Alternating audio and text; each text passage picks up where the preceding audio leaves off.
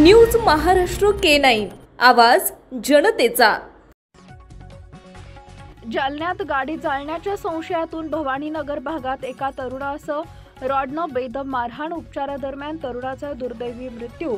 सागर भगवान आगलावे वयवर्ष अंदाजे 18 असं मैताचं नाव आहे। आरोपींना अटक होईपर्यंत मृतदेह ताब्यात न घेण्याचा नातेवाईकांचा पवित्रा।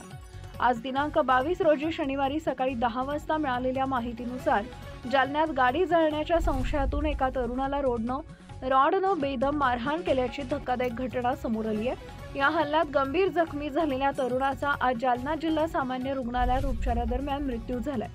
सागर भगवान आगलावे वयवर्ष 18 असं मृत तरुणाचं नाव आहे। मागील शनिवारी जालना शहरातील भवानीनगर भागात राहणाऱ्या सागर आगलावे यांना गाडी जळण्याच्या संशयातून 2 ते 3 जणांनी रॉडनं बेदम मारहाण केली होती।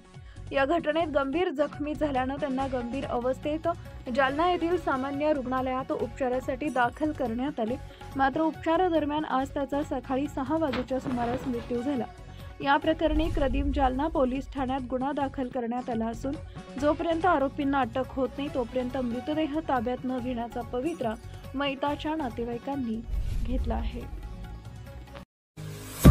महाराष्ट्रातील महत्त्वाच्या आणि ताज्या बातम्या पाहण्यासाठी आमच्या न्यूज महाराष्ट्र K9 चॅनलला YouTube वर सबस्क्राइब करा आणि बेल आयकॉन प्रेस करा।